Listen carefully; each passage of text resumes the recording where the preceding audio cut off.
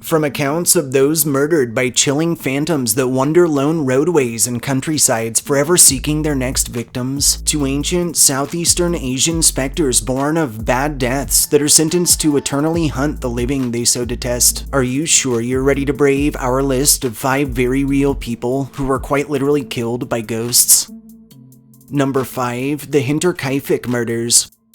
The real story of the Hinterkaifeck Murders detail the dark events that transpired around the Gruber family at Weidhofen, out of Bavaria in Germany, through the early 20th century. At this time, the family would consist of Andreas Gruber, age 63, Cecilia Gruber, age 72, their widowed daughter Victoria Gabriel, age 35, Victoria's children, one young Cecilia, age 7, and Josef, age 2, and a barmaid, Maria Baumgartner, aged 44.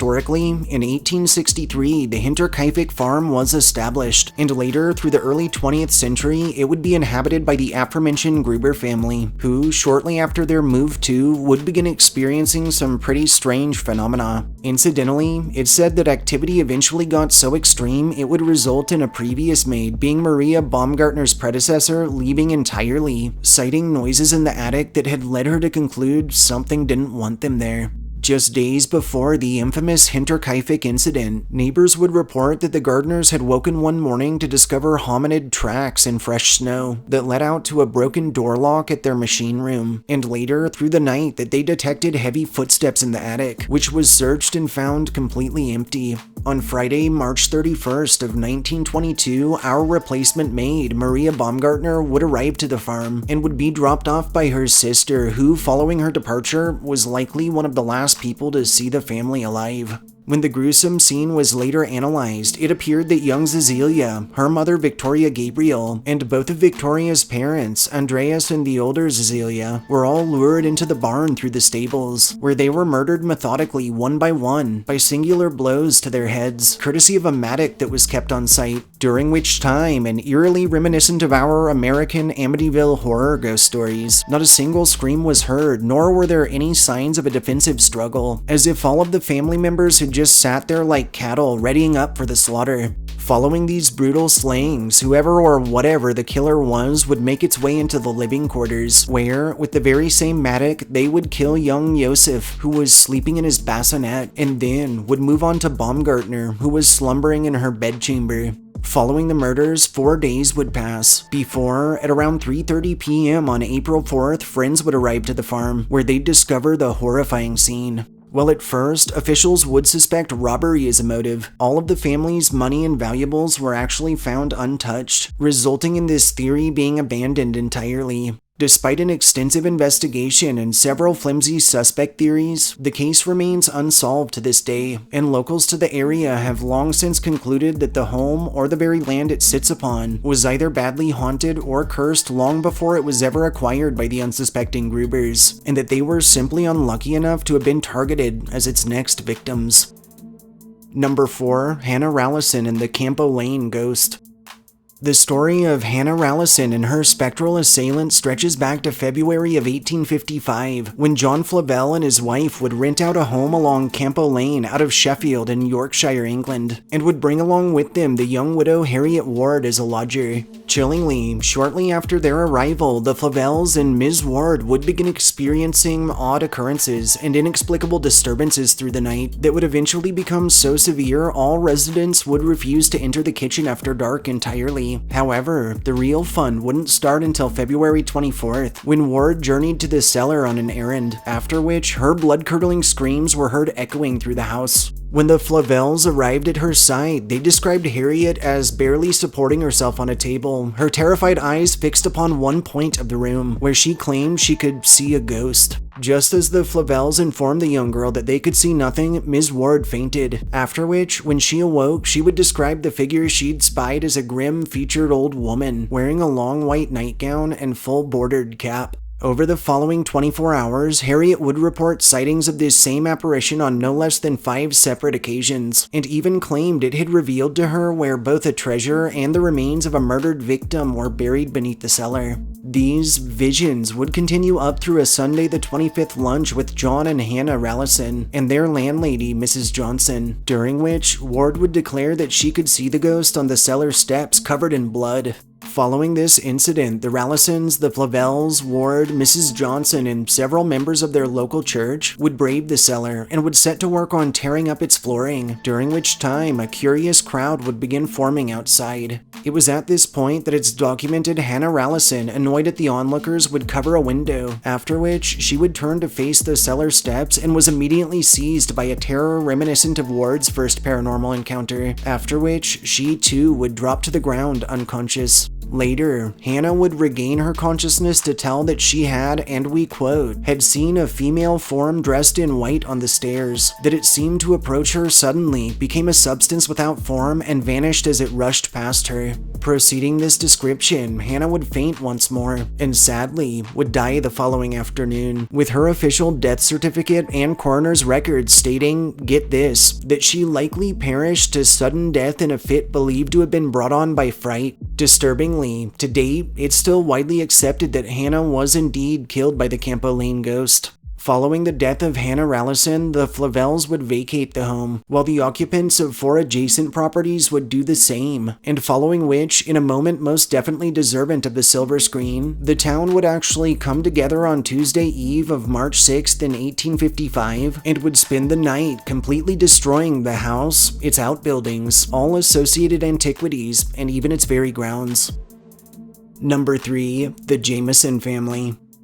The very true account of the Jamison family, who hailed from Eufaula, Oklahoma, and that consisted of 3 members, being a husband, wife, and daughter, is still widely considered one of the most terrifying unexplained incidents not just in the state or country, but possibly in the world. Now generally, we dive into history surrounding our listing in question first here, but this actually didn't happen that long ago, so there's not a ton to tell in that department, other than it's pretty chilling that most of us watching this were, unlike many of our other listings, actually present and alive when it transpired. In 2009, Bobby Dale Jamison, his wife Sherry Lynn, and their 6-year-old daughter Madison were living relatively normal lives until October 8th of 2009 when, after what we were assumed were your standard slew of missed calls, texts, etc. from friends or family, it was discovered that all 3 had mysteriously vanished, with no one having heard from any of them. As local authorities dug around, they began to uncover some odd details surrounding the Jamisons. Prior to their disappearances, a local pastor would report a visit from an anxious Bobby Dale, who was seeking a means with which to deal with, as he put it, the 2 or 4 ghosts on his roof. Additionally, it was revealed that Sherry Lynn had purchased a satanic Bible as a gag. However, during another conversation with the pastor, Bobby Dale would confess that he had read through it as well, and could have possibly invited something into their home. But things would get even creepier when security footage was pulled from the Jamisons' house, which revealed them packing their belongings into their truck in a trance-like state before disappearing.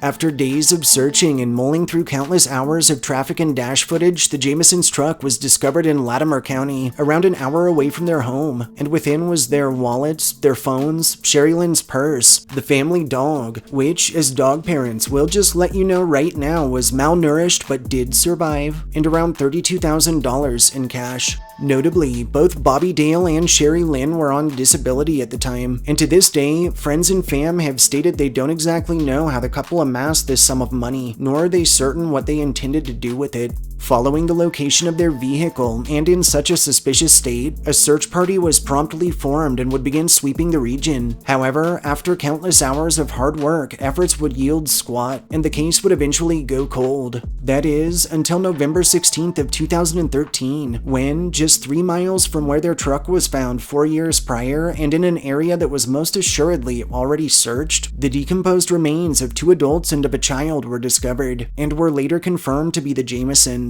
though, in their state, a cause of death was never determined. While a range of theories surround the family's untimely fates, the most popular stand that they were killed by either a ghost, by a demon, or, as Sherry Lynn's mother believed, had become entangled in a cult drama, the likes of which turned tragically lethal in the end. To date, the mysterious case of the Jamisons remains unsolved. Number 2. Phi Mae Mai, the Widow Ghost. The legend of Phi Mae Mai, or the Widow Ghost, hails from the country and culture of Thailand, and, semi-paralleling the Latin La Llorona, or Woman in White, tells of a vengeful spirit formed from the violent, disrespectful, emotional, or untimely deaths of women, many of whom that had experienced various tragedies with their families, or specifically children shortly before their passings. Chillingly, in 1990, the legend of Phi Mae Mai would become the source of widespread panic throughout Thailand, following the mysterious deaths of a surprising number of Thai workers which were attributed to the presence's influence, most of whom that were young, healthy men, and many that were working as far away as Brunei, Malaysia, Saudi Arabia, Singapore, or Taiwan. Subsequently, in 2013, and in the village of Tabon Tasawang, whispers of another widow would spread as no less than 10 men died within a single month, all under mysterious circumstances, and some that legitimately dropped dead while walking around and seemingly healthy. Notably, in this case, an examining doctor would chalk all fatalities up to respiratory failure. However, as none of these men had ever displayed symptoms of any illness prior, following the consultation of a medium, the village would begin to lean toward the Phi Mae Mai as culprit, and would hang red shirts outside of houses to repel the evil spirit, especially near domiciles who harbored only single sons, as it was told they were most at risk. More recently, in 2018, another wave of suspected widow attacks would be documented through various other Thai districts, and in 2020, the village of Banta Luang would endure the deaths of 13 healthy men who'd pass over the span of just 3 months, after which they too would don red shirts in front of their domiciles. While a fear of the widow has persisted into the present and will likely hold strong for millennia to come, sadly, doctors have shared their own perspective on said tragic instances, and currently believe that SUNS, or sudden unexplained nocturnal death syndrome, likely attributed to diets comprised largely of sticky rice and other carbohydrates, might be to blame. Incidentally, it's believed that excess insulin production coupled with excruciating labor, stresses, and unsanitary living conditions also contribute, resulting at first in fatigue and muscle pain, preceding heart or respiratory failure while asleep. On some lighter closing notes, in lore, Phi Mae Mai can't ever truly be destroyed, but they can be warded off, tricked, or defended against with adequate preparation. They are never interested in women, and as such, men, especially young healthy ones, should be wary, and take precautions should they find themselves embedded in what we can only really describe as the widow's supernatural siege of a locale. In addition to the hanging of red shirts, men also often dress in female nighttime attire, or paint their nails a bright red, and don, and yes, you're hearing us right on this next part, phallic amulets, or even hang large wooden, Johnsons across their gateposts or properties. And on one more notable occasion, an astounding 22-pound, 3-foot-long carving of male genitalia was actually placed right at the entrance to a prominent village, much to the local government's disdain. Number 1. Carl Pruitt, the Killer Ghost. The Killer Ghost of Kentucky is an early 20th century legend telling of a shapeless, spectral fiend that stalked the state's countrysides and forests, that it's claimed was linked to a series of no less than 5 eerily similar, untimely, unexplained deaths. Incidentally, said legend intertwines with actual history to tell of one Pulaski County resident named, you guessed it, Carl Pruitt, who, through June of 1938, would arrive home to discover his wife in the arms of another man. In a rage, Pruitt would strangle his wife to death with a small piece of chain before taking his own life by way of self-inflicted gunshot wound to the head, while his wife's boyfriend would flee through an open bedroom window. Following this fateful confrontation, Carl would be laid to rest within a cemetery far away from where his wife was buried, and while things were fine for a while, slowly, locals began noticing discoloration across his grave, and astonishingly, the shape of a chain forming. Soon, odd occurrences experienced near were attributed to the wrathful entity of Pruitt, but little was the community aware things were about to get a whole lot worse. Around a month or so after his grave's chain had stopped growing, a group of boys headed by James Collins would ride their bicycles past the old cemetery one afternoon. On their expedition, for whatever reason, young James decided it would be a good idea to throw a few stones at Pruitt's grave, chipping portions of the marker off in the process. However, unfortunately for the youth, it would be one of the last things he ever did. As the group of boys departed the site to start heading to their homes, it's documented that James's bicycle began speeding up uncontrollably, faster than any bicycle was capable of going, even downhill, until the frightened child lost control, veered off of the road into the trees, and, in some inexplicable way, was literally strangled by his own chain, which snapped and managed to wrap itself around his neck in just such a way. Not surprisingly, this kill was quickly chalked up to Pruitt's wraith, or as some were starting to call it, the killer ghost. Subsequently, once she'd gotten the full story, young James's mother would take a hand axe to Pruitt's marker and would destroy it down to rubble. However, later, she would slip and fall suspiciously while hanging clothes, and would end up hanging herself by the line instead. Oh, and Pruitt's marker? It would literally appear back in full, with no visible damages, save for its chain mark. Following what we're calling the Collins incident, sometime later, it's documented that an unnamed local farmer was driving his old wagon past the cemetery when, in an incident we suspect was probably more than likely fueled off of both liquor and an old hill need to prove one's strength of character, the farmer shouted across the yard that he wasn't afraid of no ghosts, and for good measure, fired a few shots at old Pruitt's marker, which took out several sizable chips. Chillingly, no sooner had he fired said shots when his wagon, much like Collins's bike, began to pick up speed inexplicably. Unfortunately for the farmer, when he hit a curve exiting the yard, he was thrown from the buggy, and his neck, surprise surprise, was snagged amongst the trace chains, resulting in the motion and force of his horses snapping the vertebrae cleanly in two, and in his instant, or nearly instant, and probably super panicky, likely paralytic death in the middle of nowhere. Once again, the next day, Pruitt's stone would show no signs of damage. Now, as can be imagined, at this point, even skeptical locals were starting to get a tad bit nervous, and eventually, those from surrounding communities would request an investigation which would actually be ordered under Congress itself, who would send 2 police officers to spend the night. Rather ironically, one of these officers assigned was a believer in Pruitt's ghost, while the other was a skeptic, and literally spent portions of the night laughing about the ridiculousness of the age-old myth. After a while, the officers decided it was time to leave. However, once they reached their car, their vehicle would be chased down the road by a strange light, which would result in them fleeing hastily, and also in their vehicle veering off the road between 2 posts, and in it rolling over several times. During the rollover, luckily, the officer who was a full believer would be thrown from the car and was miraculously unharmed. However, when he regained his senses and approached the decimated cruiser, he'd discover the other officer essentially decapitated by a chain that was pulled taut between our aforementioned posts, preceding the death of an actual police officer whose partner fully concurred that he had been killed, in fact, by a ghost. Pretty much everyone just started avoiding the old cemetery and Pruitt's gravesite altogether, until one man, an Arthur Lewis, set his sights on disproving what he deemed utter hogwash.